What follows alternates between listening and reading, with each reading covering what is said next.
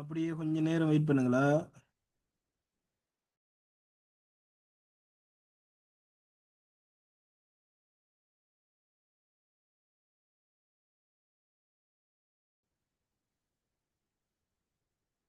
விளங்குதா? ஓகே, அந்த பாருங்க கொஞ்சம்.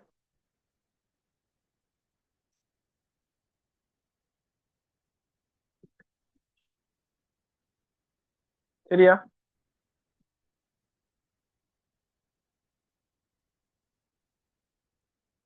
சரி, இங்க கொஞ்சம் திடீர்னு கவரேஜ் ஃபுல்லா போயிட்டு.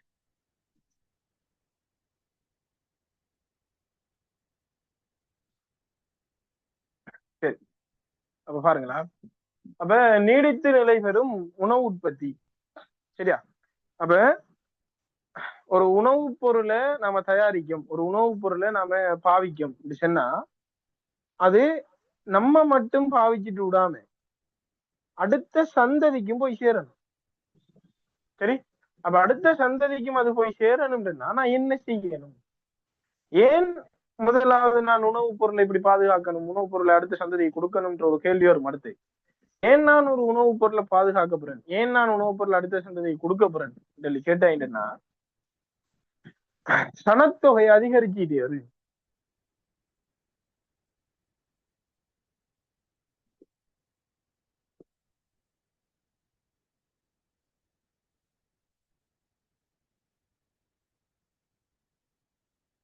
சரியா? சவுண்ட் கிளியரா இருக்குதான் என்ன? சனத்தொகை என்னங்கிட்டே வருது, என்னன்னா அதிகரிச்சுட்டே வருது. அப்ப சனத்தொகை அதிகரிப்பு நடந்தா அடுத்த கட்டம் ஒரு பிரச்சனை வரும். காமர்ஸ் படிச்சாங்களுக்கு தெரியுங்களா? என்னது கேள்வி? கேள்வி சொன்னா ஒரு பொருள்ற தேவை கூடும். சனத்தொகை அதிகரிச்சா ஒரு பொருளுக்கான தேவை கூடும். அப்ப இப்ப நான் 20 பேர் இருக்கக்குள்ள அதே செஞ்ச அதே உற்பத்தியே 20,000 பேர் இருக்கக்குள்ள செய்யலாமான்னு கேட்டா செய்யலாம். சரி, அப்ப 20 பேர் இருக்கக்குள்ள செஞ்ச அதே உற்பத்திய என்னால 20,000 பேர் இருக்கக்குள்ளேயும் செய்ய இயலுமா கேட்டா என்னால செய்ய இயலாது, செஞ்சா காணாது. அப்ப சனத்தொகை அதிகரிப்பு கேள்வி அதிகரிக்க வைக்கும். கேள்வி அதிகரிச்சுச்சுன்னா என்னால உற்பத்தி செஞ்ச அந்த மூலப்பொருளை நான் எவ்வளவு மக்களுக்கு கொடுக்கன்னு சொல்ற பிரச்சனை வரும். ஆகவே அதுக்குரிய தீர்வு இதுதான். நான் உற்பத்தி செய்யற உணவு எல்லா மக்களுக்கும் கிடைக்கிற மாதிரி இருக்கணும், எப்பயும் கிடைக்கிற மாதிரி இருக்கணும். அப்ப அதுக்கு நான் என்ன செய்யணும்னா பிளான் பண்ண. இதுல இத மக்கள் கொஞ்சம் கவனமா படிச்சுக்கங்க. இத டேர்ம் பேப்பர்கள்ல கூடுதலா கேட்டிருக்கேன். நீடித்து நிலை பெறும் உணவு உற்பத்தியில நாம என்னென்ன வழிமுறைகளை பின்பற்றணும் அப்படி சொல்லி. அடுத்தது பாஸ் பேப்பர்லயும் 1-2 இடங்கள்ல இது வந்துருக்கு. சரியா? அப்ப இது கொஞ்சம் இந்த நம்ம படிச்ச எவ்வளவுக்குள்ள இது கொஞ்சம் முக்கியமான. சரியா? சரி, முதலாவது நீங்க செலக்ட் பண்ணக்கூடிய அந்த தாவரமோ அல்லது விலங்கு, நீங்க நீங்க உணவு உற்பத்திக்காக ஒன்று விலங்கு உணவுகளை தயாரிப்பீங்க அல்லது தாவர உணவுகளை தயாரிப்பீங்க.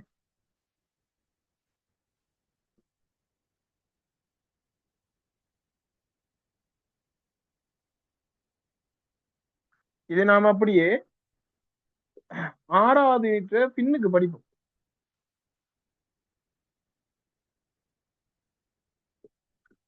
இதை நாம அப்படியே 6வது பின்னுக்கு படிப்போம்.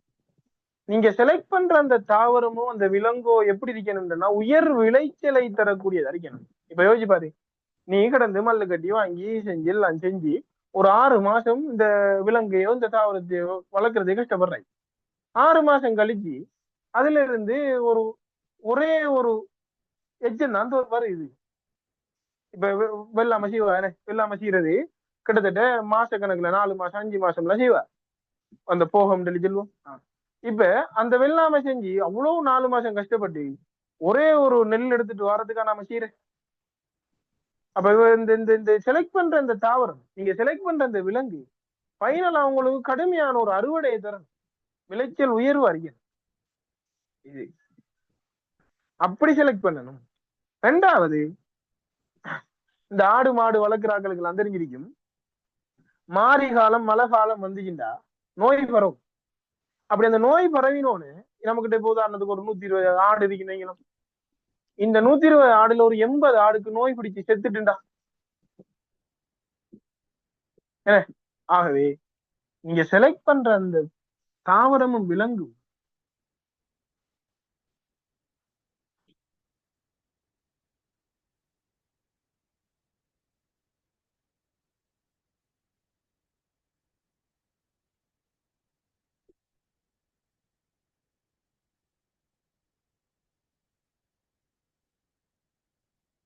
என்ன நீங்க செலக்ட் பண்ற அந்த தாவரமோ விலங்கோ நோய்க்கு எதிர்ப்பியல்புகளை கொண்டவராக இருக்கணும். சின்ன தடுமல், காய்ச்சல், மழை வார கூதல் இதுக்கெல்லாம் செத்துடப்படா. சின்ன சின்ன நோமலான வருத்தங்கள் வந்தா கூட நம்ம நம்ம வளர்க்கிற அந்த தாவரமோ விலங்கோ தாங்கிக்குது இல்லைண்டா, நமக்கு பெரிய அளவுல லோஸ்ட் வரும். அப்ப அதை தடுக்கணும் சொன்னா இது இருக்கணும். சரி, எல்லாம் செஞ்சிட்டோம். உயர் விளைச்சல் தரக்கூடிய தாவர விலங்கு வேதங்களை கண்டுபிடிச்சிட்டோம். நோய்க்கு எதிர்ப்பான தாவர விலங்கு வேதங்களையும் கண்டுபிடிச்சிட்டோம். இப்ப பயிற்சியை செஞ்சு அறுவடை செஞ்சு எல்லாம் முடிஞ்சு.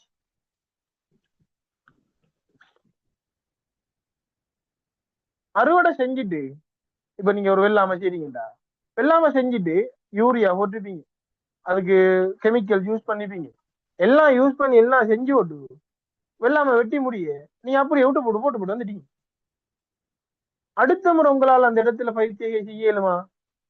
அடுத்த முறை அந்த நிலம் பயிற்சியைக்கு தயாரா இருக்குமா? இல்ல. ஆகவே நீ அறுவடை செஞ்சதை விட முக்கியம், நீ பயிற்சியை செய்ததை விட முக்கியம் அறுவடைக்கு பின்னர் என்ன செய்யறாய்ன்றதுதான்.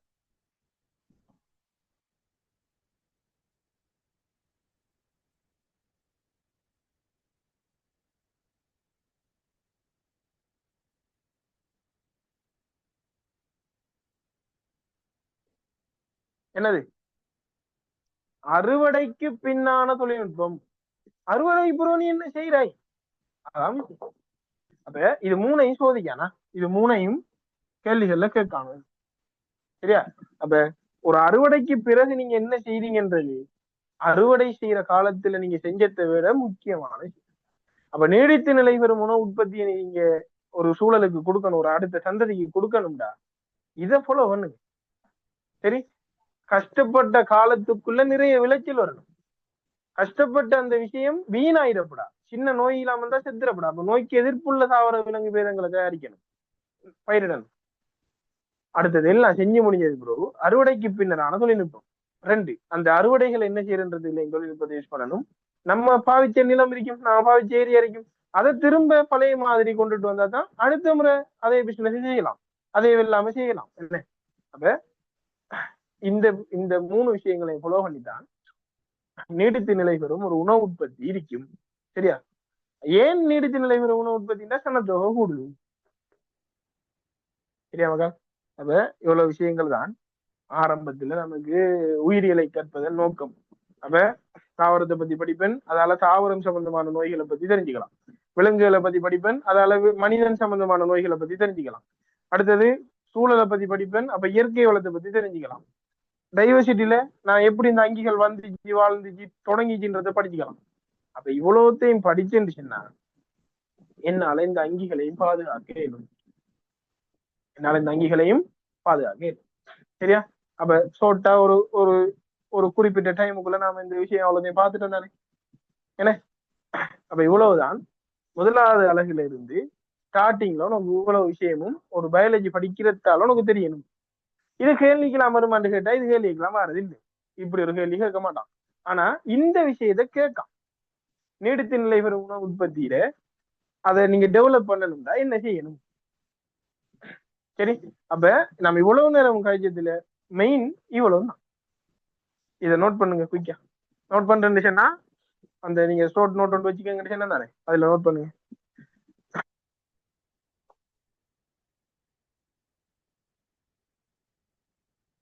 சரியா? நோட் பண்ணிருங்க. நீடித்து நிலை பெறும் உணவு உற்பத்தியில் பிரயோகிக்கப்படும் நுட்பங்கள் அல்லது செயல்முறைகள் டெலி போட்டு வர நோட் பண்ணுங்க. இத டேர்ம் பேப்பர்ல ஸ்டோரா கேட்கணும். ஃபைனல்ல வந்த வீதம் குறையும். ஆனா கேட்கக்கூடிய ஒரு கேள்வி என்ன, நான் என்ன அந்த ஒரு கேள்வி வரும், அந்த ஒரு கேள்வி இதுவா கூட இருக்கலாம். சரி, நோட் பண்ணி வச்சீங்களா? அப்ப எடுங்க, எல்லாரும் கொப்பி எடுங்க. நம்மள ஷோர்ட்டா நோட் பண்ணி வரதுக்கு ஒரு கொப்பியை வச்சுக்கோங்க.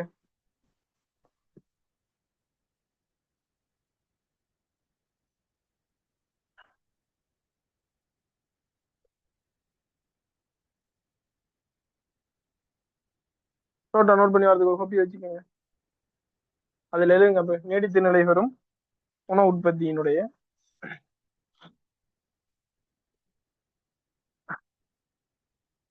நுட்பங்கள் என்ன.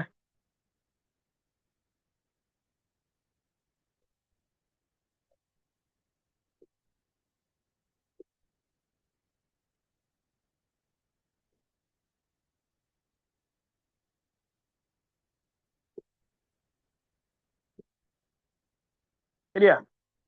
சரி, அப்ப அடுத்தது உயிர் சிறப்பியல். சரியா மக்கால்?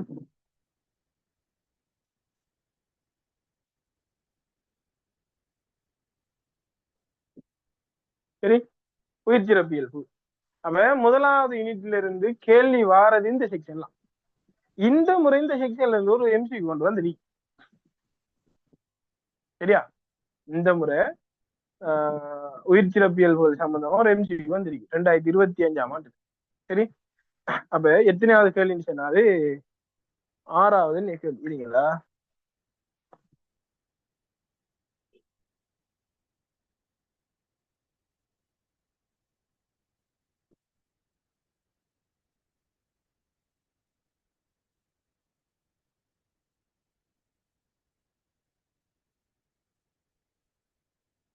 சரியா?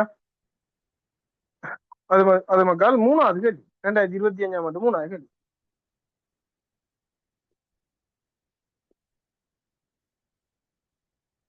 சரி, வழக்கமா இந்த முதலாவது வீட்டுல இருந்து எம்சிக்யூ கேள்விகளை ஃபைனல் பேப்பர்ல போட மாட்டாங்க. இந்த முறை போட்டிருந்தோம். சரி, அப்ப நான் ஏற்கனவே சின்ன மாதிரி தான் ஸ்ட்ரக்சர்ல வழக்கமா சுவரா அந்த கேள்வி வரும் உயிர்ச்சிறப்பியல். இந்த முறை என்ன செஞ்சான்னு சொன்னா எம்சிக்யூலே போட்டு விட்டான். அப்ப நீங்க முதலாவது யூனிட்ல இருந்து எடுத்துக்க வேண்டிய முக்கியமான அறிவுகள்ல ஒன்று நீடித்து நிலை பெறும் உற்பத்தி. அதுல யூஸ் பண்ற அந்த 3 முறைகளும் உனக்கு கட்டாயம் தெரிஞ்சிருக்கணும். சரி, அடுத்ததா உனக்கு தெரிஞ்சிருக்க வேண்டியது இந்த உயிர்ச்சிறப்பியல்.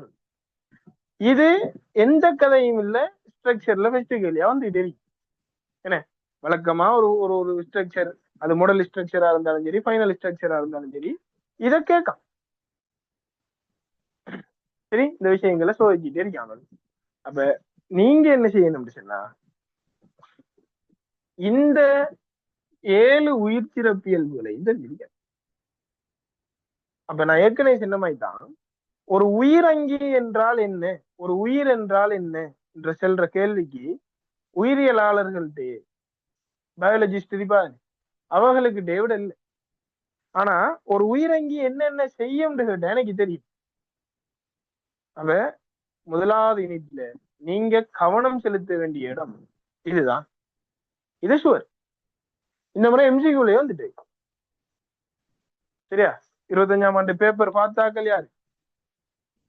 27ல 26ல சொல்லுங்க பாபு. பிரேக் தான் பண்ணுங்க, பிரேக் பண்ணுங்க பாபு.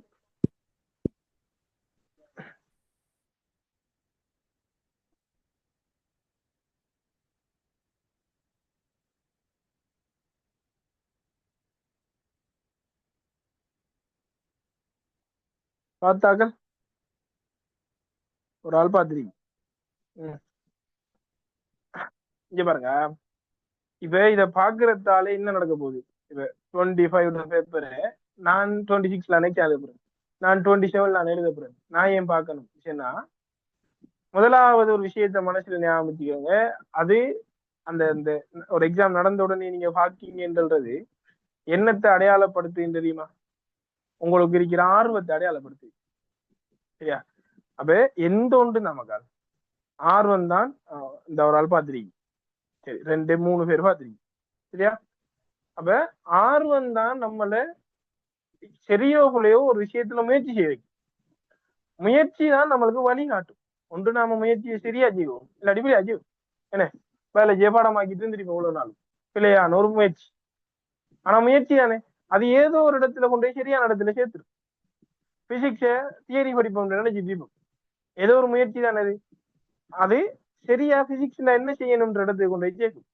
அப்ப முதல் ஆர்வம் தான் முயற்சிக்கு ஆசையை தோன்றும். முயற்சி தான் சரியான ஒரு இடத்துக்கு நம்மளை கொண்டு போய் சேர்க்கும். கவனம். முதலாவது ஒரு கேள்வி புதுசா வருது இருந்துச்சுன்னா அதை இன்ட்ரெஸ்டோட செஞ்சு, எந்த ஒரு விஷயத்தையும் பாரமா கஷ்டமா நினைச்சோம்டா செய்ய கஷ்டம். அதை விரும்பி அதை இதுதான் ப்ரோசஸ்ன்றதை விளங்கிட்டோம்டா, பயாலஜிண்டா இப்படிதான் செய்யணும், கெமிஸ்ட்ரிண்டா இதான் செய்யணும், பிசிக்ஸ்ண்டா இதான் செய்யணும், இது விளங்கிட்டோம்னா ஈஸியா இருக்கும். சில போனா சுகமா இருக்கும் செய்யுது. என்ன அப்ப இந்த இந்த வேலை இப்படிதான் இருக்க போகுது, பயாலஜிண்டா அதுக்கு இதான் செய்யணும், இதுக்கு இதான் ப்ரோசஸ்ன்றதை விளங்கி அந்த வேலை போகும்.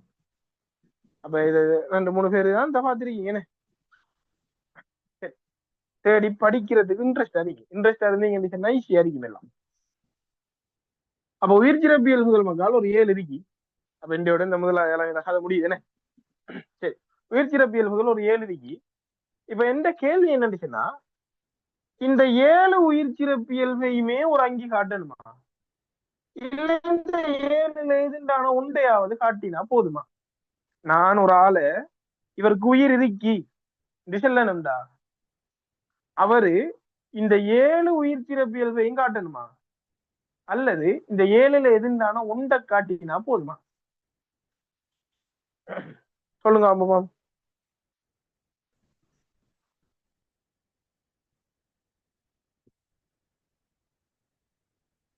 குயிக்கா ஆன்சரை போடுங்க.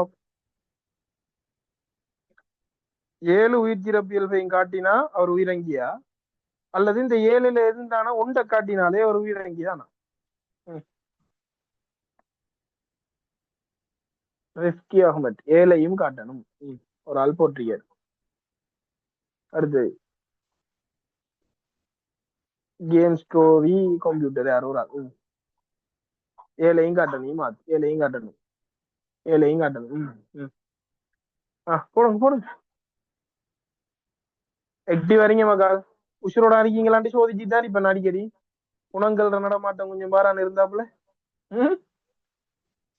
குணமா உசிரான செக் பண்ணுங்க, ஆன்சரை போடும். 2-3 சரியான போட்டு 7ஐயும் 4 பேர் ஓட்டுறீங்க. 7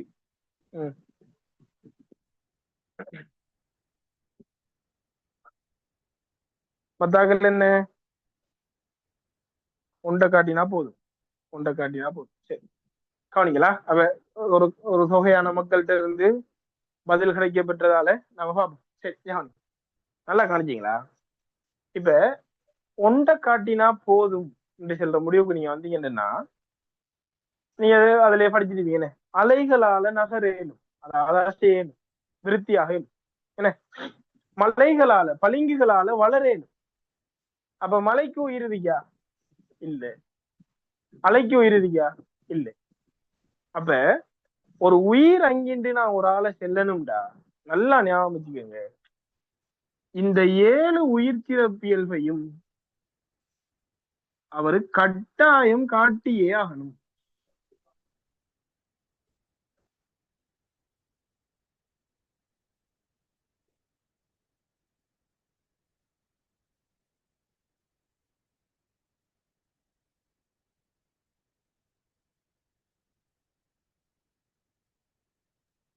சரியா?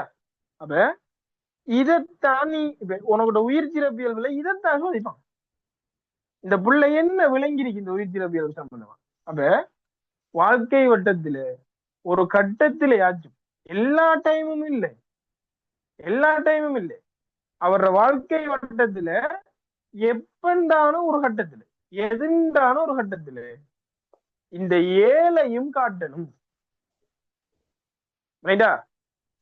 வாழ்க்கை வட்டத்தில் ஏதாவது ஒரு கட்டத்தில் ஏதாவது ஒரு இயல்பா இல்ல, வாழ்க்கை வட்டத்துல ஒரு நிலையிலே ஆச்சும் இந்த 7 உயிர் சிறப்பியல்பையும் காட்டினால்தான் அவர் ஒரு உயிரங்கி. அப்பதான் நான் அவருக்கு உயிர் இருக்கிறதாகவே நினைவேன். கருதுவன். ரைட்டா? கிளியர் அந்த விஷயம்? சரி, அப்ப இதை மறந்துடாங்க மக்கள். இதான் முக்கியம். வாழ்க்கை வட்டத்தின் ஒரு கட்டத்திலாவது அவர் இந்த 7 உயிர் சிறப்பியல்பையும் காட்டணும். சரி,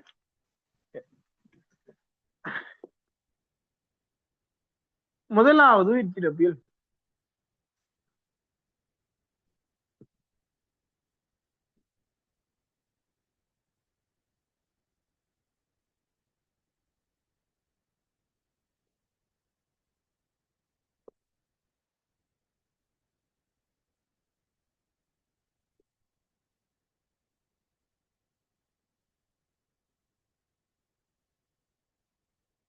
என்னது? ஒழுங்கும் ஒழுங்கு அமைப்பு. சரியா மக்கள்? எல்லாத்தையும் ஒன்றா என்ன பார்ப்போமே. ரெண்டாவது, இதை ஓடருக்கு தான் தெரிஞ்சுக்கணுமான்னு கேட்டா இல்ல, உங்களுக்கு ஞாபகம் இருந்தா போதும். ஆனா ஓடருக்கு தெரிஞ்சிருந்தா இன்னும் நல்லவா. அனுசேபம்,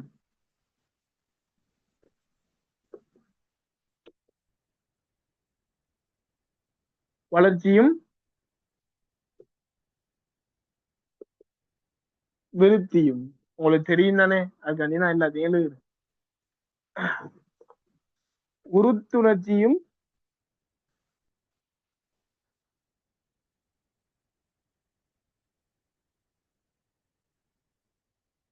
இயைவாக்கமும்.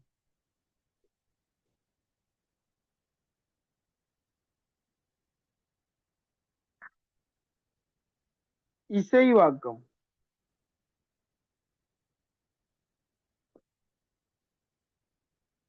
இனப்பெருக்கம்,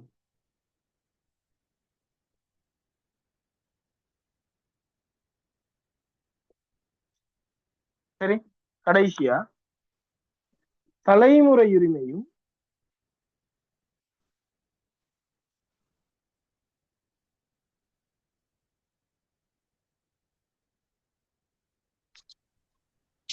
பொறுப்பும். சரியா? சரி, இப்ப நான் ஒரு கேள்வி உண்டு கேட்கிறேன். எல்லாம் சொல்றேன். ஒழுங்கமைப்பு இதுல இருந்து எல்லாத்தையுமே நம்ம ஆரம்பத்துல இருந்து என்னண்டு எல்லாத்தையும் பார்ப்போம். சரி, இப்ப டைம் வந்து இனி கிளாஸ் முடிகிற டைம் ஆகுதானே. இப்ப நான் ஒரு கேள்வி உண்டு கேட்கிறேன். அதுக்குரிய ஆன்சர் பண்ணுங்க பார்ப்போம். எல்லாருக்குமான கேள்வி, எல்லாரும் கரெக்ட் ஆன்சர் பண்ணணுமா? சரி, இந்த 7 உயிர் சிறப்பியல்புகள்லையும் எந்த உயிர் சிறப்பியல்பு ஒரு அங்கில அவதானிக்க இயலாம்? நாம நம்பரை போடுவோம்ல. அப்ப நீங்க ஆன்சர் நம்பரை சொல்லுங்களா? 1 2 3 4 5 6 7. சரியா? அப்ப நான் இப்ப நம்பர் போட்டிருக்கேன். 1ல இருந்து 7 வரைக்கும் நம்பர் போட்டிருக்கேன். அப்ப நீங்க செய்ய வேண்டியது என்னண்டா, இந்த இந்த 7 உயிர் சிறப்பியல்புகளில் எந்த உயிர் சிறப்பியல்ப ஒரு அங்கியில அவதானிக்கல. இதேலையும் பார்ப்போம் நாம் இன்ஷா அல்லாஹ். அடுத்த கிளாஸ்ல இந்த 7 பேரையும் என்னென்று பார்த்துட்டோம்னா முதலாவது அழகு அப்ப 4 முடியுது, 2 தொடங்கிடலாம். என்ன எனக்கு இப்ப இந்த கேள்விக்கு பதில் சொல்லுங்க. ஒரு அங்கியில எந்த உயிர் சிறப்பியல்பு அவதானிக்கல? எல்லாரும் ஆன்சர் பண்ணணுமா? அதான் முக்கியம்.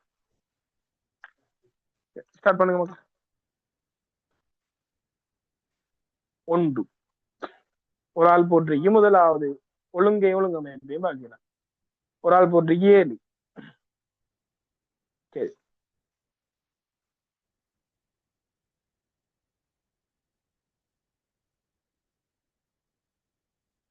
7 1 1 திரும்ப என்ன 1 7 1 7. வேற ஆன்சர் இல்லையா? பாருங்க 7 இருக்கு. ஆளு கொண்ட போடுங்களேன் பாத்துக்குது. 1 7 நம்பர் திரும்ப.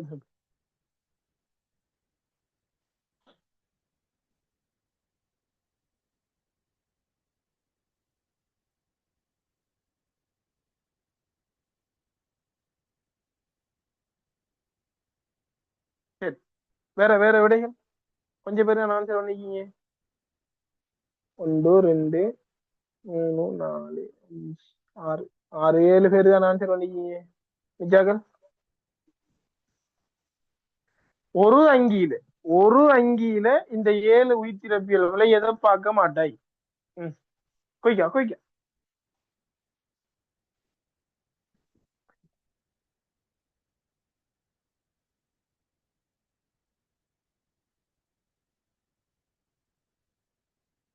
சரியா மக்கா?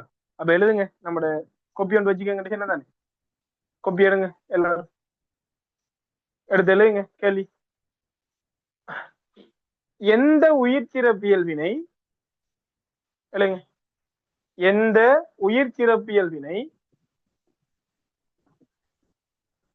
எந்த உயிர்த்திரப்பியல் வினை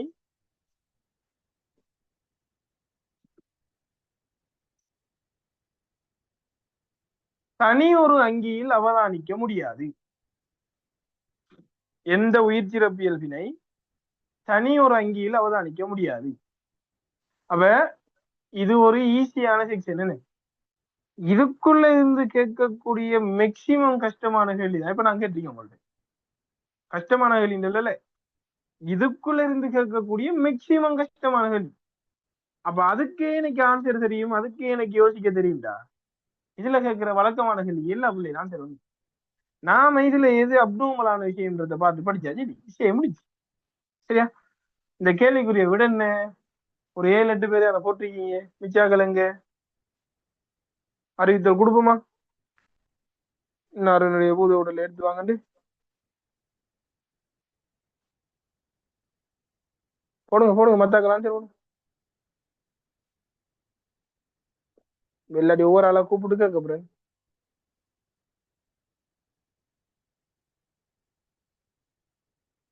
சரியா? நான் சொல்லிட்டேன், இது வந்து சும்மா நீங்க ஜாயின் ஆகி நீங்க வந்தீங்க போனீங்க அப்படின்னு இருக்காது. நீங்க எல்லாரும் ஆக்டிவா இருக்கீங்களான்றதை நான் செக் பண்ணிட்டே இருக்கேன். சரி? அப்ப அதுக்கு இவைகள் எப்படி கேள்விகள் கேட்கப்படும். கேட்கிற கேள்விக்கு நீங்க ஆன்சர் செல்லலைன்னா ஆளை குறிப்பிட்டு கேட்பேன். ஆளை குறிப்பிட்டு கேட்டு செல்லலைன்னா அவர் சேவல். சும்மா எண்ணிக்கைக்காக சேர்க்கிறது இல்லையே நம்ம நோக்கம். நீ வந்தா அதுல பலன் எடுத்துட்டு போ. சரி?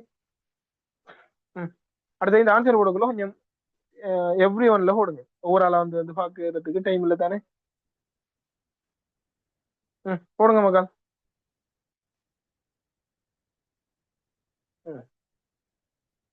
சரி, இதுக்குரிய ஆன்சர்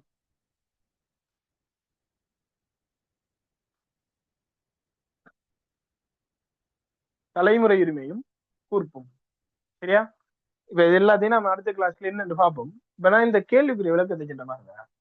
ஒழுங்கும் ஒழுங்கமைப்பும், ஒழுங்குண்டு சென்ற அந்த விஷயம், ஒழுங்கமைப்பு சென்ற விஷயம் கிட்டத்தட்ட மூலக்கூறுல இருந்து, அதுக்கு முதலே இருக்கி நாம் அதுல இருந்து பார்ப்போம். மூலக்கூறுல தொடங்கி மூலக்கூறுகள், கலப்புண்ணங்கங்கள், கலப்புண்ணங்கங்கள், அங்கங்கள், அங்கங்கள், சாரி களம், கலப்புண்ணங்கள் சேர்ந்து களம், களத்திலிருந்து இளையம், இளையத்திலிருந்து அங்கம், அங்கத்திலிருந்து அங்கங்கள்ற தொகுதி, அதுல இருந்து ஒரு தனி அங்கி. இந்த இவ்வளவு விஷயத்தையும் ஒரு அங்கியில பார்க்கலாம். எல்லாரும் சென்னை விட ஒன்று மேலும். சரி? அப்ப நான் ஒன்றுக்குரிய விஷயத்தை சொல்லிட்டேன். ஒழுங்கமைப்பை பூரணமா பார்க்கல, அதை நான் ஒத்துக்கிறேன். குடித்த வைசாகியம் சூழ தொகுதின்னு போகலே இல்ல. ஆனா ஒழுங்கமைப்புன்ற ஒரு விஷயத்தையே பார்க்கலாதா? பார்க்கலாம். மூலக்கூறு தொடக்கம் ஒரு அங்க தொகுதி, ஒரு அங்கி, ஒரு தனியன் வரும் வரைக்கும் பார்க்கலாம். ஒரு அங்கில பார்க்கலாம். சரியா? ஆகவே ஒழுங்கமைப்பை ஒரு அங்கில பார்க்கலாம். அனுஷபம் செல்ல வேச உயிர்கலத்துக்கு நடக்கிற எல்லா செயற்பாடும் பார்க்கலாம். வளர்ச்சியும் விருத்தி செல்ல வேச ஒரு அங்கில பார்க்கலாம். உறுத்தினர்ச்சியை பார்க்கவும் ஒரு அங்கில பார்க்கலாம். இசைவாக்கம் ஆமையில ஓடுகள் இருக்கிறது, ஆமடில்லா சுத்தி வாரது எல்லாம் ஒரு அங்கில பார்க்கலாம். சீவசம் உழைத்தல் எல்லாம் பார்க்கலாம். இனப்பெருக்கம் இதுல ஒரு அங்கில் என்று பார்க்கலாம். ஆனா குறைஞ்சது 2 அங்கிலையாவது இதை பார்த்துடலாம். சரியா? அல்லது ஏன் நீங்க அவ்வளவு யோசிக்கீங்க? ஒரு அங்கில பார்க்கலாம்.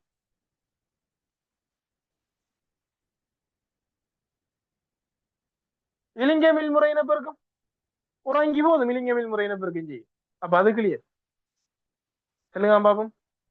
கூர்ப்பு நடந்திருக்கி என்று சொல்றது, அல்லது ஒரு விஷயம் அடுத்த சந்ததிக்கு போயிருக்கி என்று சொல்றது ஒரு அங்கியை வச்சு எப்படி பாக்குறது? தாய்கிட்ட இருந்த தகவல், தந்தைக்கிட்ட இருந்த தகவல் அடுத்த சந்ததிக்கு போயிருக்கி சொல்லி தாயை வச்சு தந்தையை வச்சு பார்க்கலாமா?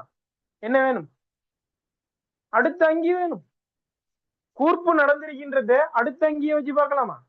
பல தலைமுறைகள் வேணும். பின்னுக்கு படிப்போம். கிட்டத்தட்ட 7 தலைமுறை கடந்து போகணும். கூர்ப்பம் கொஞ்சம் நான் அவதானிக்கிறேன். 7 ஜெனரேஷன் போகும்.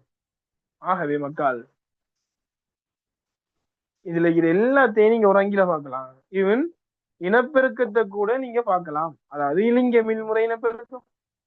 ஆனா என்ன செய்யலாம்? தலைமுறை உரிமை கூர்ப்புண்டு சென்ற விஷயத்தை ஒரு அங்கிலாவது அனுப்பியலாம். அடுத்த தலைமுறை உரிமை அடையுதுன்றதுக்கு அடுத்த சந்ததி வேணும். கூர்ப்பு நடக்குன்றதுக்கு பல சந்ததிகள் வேணும். சரியா? அப்ப இந்த செக்ஷன்ல கேட்கக்கூடிய கஷ்டமான கேள்வி தான். இன்ஷா அல்லாஹ் நாளைக்கு நம்ம அடுத்த வகுப்புல எல்லாத்தையும் பார்த்துட்டோம் சொன்னா எல்லாம் கிளியர். சரி, அப்ப நாளையோட முதலாவது முடியுது பாருங்க. இன்றைக்கு தொடங்கி நாளைக்கு முடியுது. இவ்வளவுதான் இதுல இருக்கிற விஷயம். சரியா? சரி, அப்ப நாம இதெல்லாம் பார்ப்போம். இதுல என்ன, இதுல எங்கெங்க கேள்வி வரும், எப்படி கேள்வி வரும், முதலாளிகளை கேள்வி வாரது இந்த செக்ஷன்லாம். நான் சொன்ன இந்த கேள்வி கொஞ்சம் அட்வான்ஸான கேள்வி. அவ்வளோ.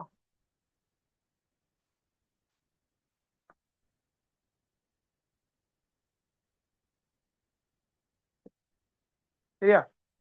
சரி, அப்ப இதுல ஸ்டார்ட்ல வந்து இது கேட்டுருந்தீங்க, கிளாஸ்ல ஜாயின் பண்ணணும் சொல்லி. போன் நம்பர் எழுதி விடுறேன்னா நீங்க கான்டாக்ட் பண்ணி எடுங்க. சரியா?